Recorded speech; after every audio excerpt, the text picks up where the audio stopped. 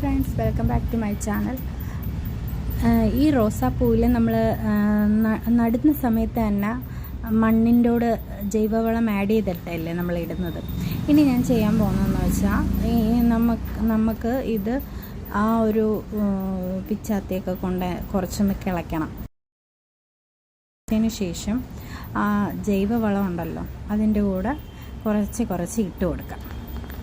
അപ്പം നല്ല വളക്കൂറ് വരും കേട്ടോ.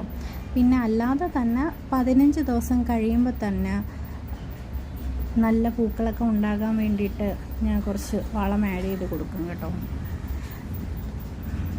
എന്നിട്ട് നമുക്ക് വെള്ളം ഒഴിച്ച് കൊടുക്കാം. ഇതേപോലെ നമ്മൾ ആ ബഡ് റോസിനെ പരിപാലിച്ച് കഴിഞ്ഞാൽ നല്ല ഫലം ഉണ്ടാകും.